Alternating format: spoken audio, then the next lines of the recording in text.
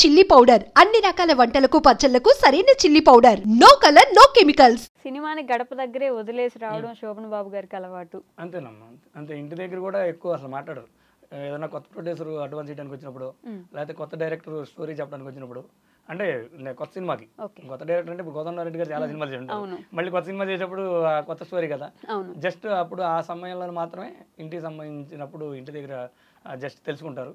తెలుసుకొని ఫైనల్గా ఏం చెప్తారంటే ప్రొడ్యూసర్ కూడా, మీరు నా బిజినెస్ అవన్నీ డిస్ట్రిబ్యూటర్తో డిస్కస్ చేసుకుని మనం ఎంత బడ్జెట్ పెట్టగలం ఏంటి అనేది డిస్కస్ చేసుకొని మీరు ప్లాన్ చేసుకోండి. డైరెక్టర్ గారికి ఏం చెప్తారంటే, ఈ స్టోరీ నా మీద నాకు ఎంతవరకు ఉపయోగపడుద్ది ఏంటి, ఫర్దర్గా ఈ సక్సెస్కి మీరు ప్లాన్ చేసుకుని ఏమైనా చేంజెస్ ఉంటే చేసుకోండి అని అంతవరకే ఆయన చెప్తారు. మిగతాదంతా అవుట్లుకే అంటారు అనమాట. సంపాదించే ప్రతి రూపాయికి విలువ ఇవ్వాలి అని ఆయన ఎవరినైనా చూసి వీళ్ళు ఇలా అయిపోయారు మనం అలా అవ్వకూడదు అని ఎవరైనా చూసి అనుకున్నారా అండి? డెఫినెట్గా ఫస్ట్ నుంచి చెప్పాను కదా. ఇప్పుడు మనం పేర్లు చెప్పాలంటే సావిత్రి గారు, రాజనాల్ గారు, ఇంకా కొంతమంది ఉన్నారు. ఎండింగ్లో వాళ్ళ ఇబ్బందులు మనకి కంపల్సరీగా తెలుసు. కాబట్టి ప్లస్ ఆయన పడిన కష్టం ఫస్ట్ తెలుసు. ఇప్పుడు నేను 20 కిలోమీటర్లు సైకిల్ మీద వెళ్ళి 100 రూపాయల కోసం రాలేదని బాధపడ్డారు. వెళ్ళేటప్పుడు వెళ్ళి ఆనందం వచ్చినప్పుడు ఉండదు కదా. ఇవన్నీ మైండ్లో గుర్తుపెట్టుకొని మళ్ళీ ఎక్కడైనా గ్యాప్ వస్తే, మళ్ళీ ఒక రేంజ్కి వెళ్ళిన తర్వాత మళ్ళీ గ్యాప్ వచ్చింది ఇంకా కష్టం. రేంజ్లో రాకముందు గ్యాప్ వచ్చినా మనకేం తెలియదు, ఎవరికి తెలియదు.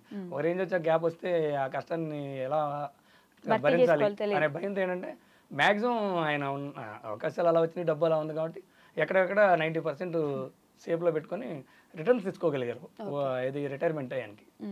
సో మామూలుగా వచ్చిన ప్రతి హీరోలు అప్పట్లో అయితే ఎన్టీఆర్ గారితో సహా రాజకీయాల్లోకో లేకపోతే ఇంక దేంట్లో అయినా వెళ్ళి ఇంట్రెస్ట్ చూపించి అక్కడ గెలిచిన వాళ్ళు నిలబడ్డ వారు ఉన్నారు. ఈయన రాజకీయాల్లో కానీ అసలు ఇంక ఏ విషయం డైరెక్షన్లో కానీ దేంట్లోకి ఎందుకని వెళ్ళలేదు? ఆయన ఏమంటారంటే, నేను అనుకోకుండా ఆర్టిస్ట్ అయ్యాను, భగవంతు దైవంలో హీరోకి సక్సెస్ అయ్యాను, దానికి సంబంధించి నేను దాన్ని ఎలా పికప్ చేసుకోవాలి, ఏ క్యారెక్టర్ వేస్తే ఏంటిది, మనం ఆ స్టోరీ మంచి స్టోరీ ఎలా చేయాలి, దాని గురించి ఆలోచించేవాళ్ళు అనమాట.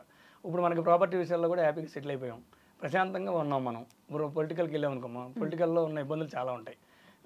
సినిమా ప్రొడ్యూసర్ అయ్యామనుకో, ప్రొడ్యూసర్గా ఉన్న ఇబ్బందులు చాలా ఉంటాయి. ఇంక మనకి ఎందుకు అయ్యి ఇప్పుడు అది కొంతమంది ఇష్టపడతారు, కొంతమంది ఇష్టపడరు. సోమన్ బాబు గారు యాక్చువల్గా ఏంటంటే ఆయనకి రిస్క్ ఇష్టం లేదు.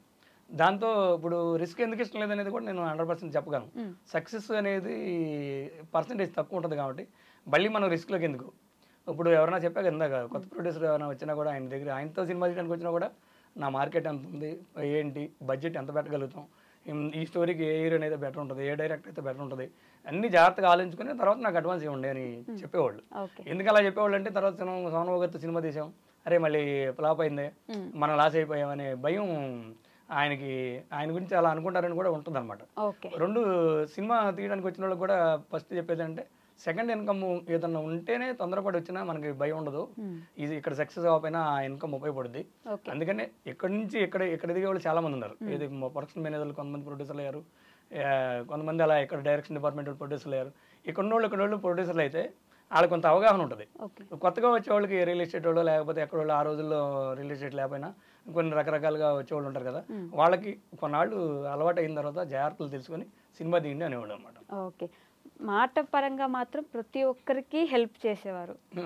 ఖచ్చితంగా వచ్చిన వాళ్ళందరికీ ఇది పెట్టండి, ఇది చెయ్యండి అని చెప్తారు. కానీ నేను ఎవరికి హెల్ప్ చేయట్లేదు కాబట్టి ప్రజలు నన్ను గుర్తుపెట్టుకోరేమో ఫ్యూచర్లో, నేను అంటే బయట ప్రజలకి ఏం చేయట్లేదు కాబట్టి నన్ను గుర్తుపెట్టుకోరేమో, నేను రాజకీయాల్లో లేను, ఇంకా దేంట్లో లేను, సో మరి నన్ను ఎవరు పట్టించుకోరేమో నా ఆఖరి రోజుల్లో, ఇలాంటి భయం కూడా శోభన్ బాబు గారికి ఉండేదండి? లేదు, అసలు ఎప్పుడు రాలేదు. ఎందుకంటే నేను అని తెలిసిన నా ఫ్యాన్స్కి అందరికి తెలుసు, నా రిలేషన్ తెలుసు, అందరికి తెలుసు. నేను నా దగ్గరికి వస్తే నేను చెప్పేది కూడా మంచిగా చెప్తాను తప్ప చెడు చెప్పను. నా గురించి తర్వాత తెలుసుకోకపోయినా నాకు ప్రాబ్లం లేదు. నన్ను నమ్మి నా దగ్గరికి వచ్చిన వాళ్ళకి నేను మంచి చెప్పాను. దానిలో కొంతమంది సక్సెస్ అయ్యారు, కొంతమంది అలా నార్మల్గానే ఉన్నారు. కాబట్టి దాని గురించి అసలు ఆలోచన ఉండేది కదమ్మా. ఇప్పుడు ఫ్యాన్స్ కూడా చాలా మంది ఫ్యాన్స్ ఉంటారు కదా, ఫ్యాన్స్ యొక్క ఆర్థిక పరిస్థితులు కూడా తెలుసుకునేవాళ్ళు ఆయన. అక్కడ ఎస్ఎన్ రావు గారని ఒక మేనేజర్ ఉంటారు, ఓన్లీ ఫ్యాన్స్తో మాట్లాడటానికి. ఎందుకంటే ఆయన తెలుసుకుంటాడు ఈ ఫ్యాన్స్ ఎవరు, ఈ ఏ ఊరి నుంచి వచ్చారు, వివరాలని. ఒక మిడిల్ క్లాస్ ఫ్యాన్స్ ఈయన వీరామైన తెలిసిన తర్వాత అతను ఏదన్నా స్వీట్ బాక్స్ కానీ దండలు కానీ తెస్తే ఎంబడే చెప్పేస్తారు, నానా ఇది నువ్వు ఇంటికి తీసుకెళ్ళు. ఇప్పుడు నా దగ్గరికి నువ్వు వచ్చావు అభిమానంగా, కానీ నువ్వు ఇది మీ ఇంటికి తీసుకెళ్తే వాళ్ళు సంతోషపడతారు పిల్లలు. నువ్వు కష్టపడి తెచ్చావో ఎలా తెచ్చావో నాకైతే తెలియదు. నువ్వు నెక్స్ట్ వచ్చినప్పుడు మాత్రం నా దగ్గరికి నువ్వు బాక్స్ తీసుకురావద్దు, నువ్వు తీసుకురాకపోయినా నేను మాట్లాడతాను అంటే. ఎందుకనే వాళ్ళు అంటే, నువ్వు మిడిల్ క్లాస్ అని ఆయన మనసులో తెలుసు కానీ వాళ్ళతో అనరు. ఈయనే ఆయన గ్రహించి అలా చెప్తా ఉంటారు. ఇంకోటి కూడా సక్సెస్ అయినప్పుడు ఎంతోమంది మన దగ్గరికి వస్తూ ఉంటారు. సక్సెస్ అయినప్పుడే ఈ స్వీట్ బాక్సులు కానీ దండలు కానీ వస్తాయా, సక్సెస్ కానప్పుడు ఏమి ఎవరు కనపడరు. రెండోది మన గేట్ దగ్గర వెయిట్ చేసిన వాళ్ళు కూడా, ఇది చాలా గట్టిగా మన గేట్ దగ్గర వెయిట్ చేసిన వాళ్ళు కూడా సక్సెస్ అయిన తర్వాత వాళ్ళ గేట్ దగ్గరికి వెళ్తే మనం రాణిస్తారో లేదు కూడా తెలియని ఇండస్ట్రీ ఇది. అందుకని ఏంటంటే మనకు అవకాశం వచ్చినప్పుడు మనం నిలబడపోతే మీరు తర్వాత ఆర్థికంగా ఇక ఉండాలి అనుకుంటేనే, ఇప్పుడు మనం ఈ సినిమా ప్రపంచం నుంచి బయటకు వెళ్ళిపోవాలంటే ఎక్కడైనా బతకొచ్చు, ఏమైనా చేసుకోవచ్చు. ఇక ఉండాలంటే నిలదొక్కుకోవాలి, ఈ గ్యాప్ని మనం తట్టుకోవాలి. అందుకని దానికి ఎప్పుడు జాగ్రత్త చెప్పేవాళ్ళు అనమాట. ప్రతిసారి దాని గురించి ఆలోచించేవారు కదా, గ్యాప్ వస్తే ఏం చేయాలి, గ్యాప్ వస్తే ఏం చేస్తారు. అవును, అందుకని ఇంకోటి చెప్తాను మీకు. ఇప్పుడు వీరాభిమానులు చాలా మంది ఉన్నారు, వాళ్ళకి వచ్చినప్పుడు కూడా ఇలా చెప్పబట్టి, ఇప్పుడు కర్నూలులో సుధాకర్ అని ఆయన విగ్రహం, ఆయన విజయ్ గారు అని ఆయన, అందరు కలిసి 2-3 కలిసి విగ్రహం పెట్టారు. విగ్రహం పెట్టిన తర్వాత నేను వాళ్ళు కలిసినప్పుడు కానీ రాజమండ్రిలో శ్రీనివాస్ గారని, ప్రసాద్ గారని, ఇట్లా సోమబాబు సేవా సమితి వాళ్ళు విగ్రహం పెట్టారు. అలానే మళ్ళీ విజయవాడలో పెట్టారు. అప్పుడు నేను అడిగే ఉన్నాను, మరి ఏందమ్మా మీకు ఎంత అభిమానం, అసలు ఎక్కడి నుంచి వస్తుంది ఏంటని అడిగేవాడిని. అప్పుడు వాళ్ళు ఒకటే చెప్పేవారు, సోమబాబు గారు మాకు ఏమి ఇచ్చారని కదయ్యా, మీకు ఇండస్ట్రీలో మీ వాళ్ళు మీకు ఎలా చెప్పారో మేము ఫ్యాన్స్గా వచ్చినప్పుడు మాకు ఇలా జాగ్రత్త పడని చెప్పారు. యాజ్ మేము ఆయన మాటని ఈరోజు ఒక ఏజ్కి వచ్చిన తర్వాత సక్సెస్ అయ్యాం. ఆయన వెళ్ళిపోయిన తర్వాత మేము మాకు ఆయన చేసిన సహాయానికి కానీ మంచి మాటకి గుర్తుగా మేము ఆయన విగ్రహాలను మేము పెట్టుకుంటున్నాము అని చెప్పారు. బహుశా నేను 4-5 విగ్రహాలు పైన ఉన్నాయి, పెద్ద విగ్రహాలు, చిన్నవి కూడా చాలా ఉన్నాయి. మరి ఏమీ చేయకపోయినా అభిమానులు మరి ఎందుకు ఉన్నారో మీకు అర్థమవుతుంది. తర్వాత ఇంకోటి చెప్పాలమ్మా, తర్వాత ఇంటి దగ్గర మద్రాసులో కూడా సోమరావు గారి బాబు పెట్టాడు, కన్నజేష్ గారు వాళ్ళ ఇంటి దగ్గర. ఈ రోజు నిజం చెప్పాలంటే అక్కడ అన్ననగర్కి వెళ్ళే దారిలో ఉంటుంది, మేతా నగర్. గూగుల్లో కూడా ఆ అడ్రస్ సోమబాబు విగ్రహం అనే అడ్రస్ అడ్రస్గా అలా నిలబడిపోయింది. అక్కడ ఆటో వాళ్ళకి కానీ వాళ్ళు కానీ వీళ్ళు కానీ ఏదైనా చెప్తే వాళ్ళకి అర్థం కాదు మేతా నగర్ అంటే. సోమబాబు విగ్రహానంలోనే ప్రజెంట్ ఇప్పుడు అర్థమైపోద్ది. దాన్ని గూగుల్లో కూడా ఎక్కించారంటే ఆ విగ్రహానికి ఎంత విలువ ఉందో మీరు చెన్నైలో ఆలోచించండి.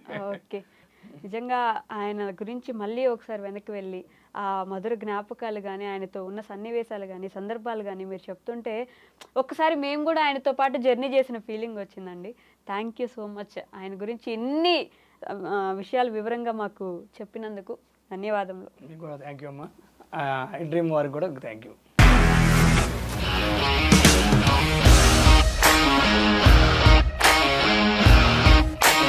ఇండస్ట్రీలో కమిట్మెంట్ ఇష్యూస్ వస్తే నీకు కూడా వచ్చినట్టు మార్నింగ్ తీసుకెళ్ళాలంటే కొట్టి పడేస్తారు.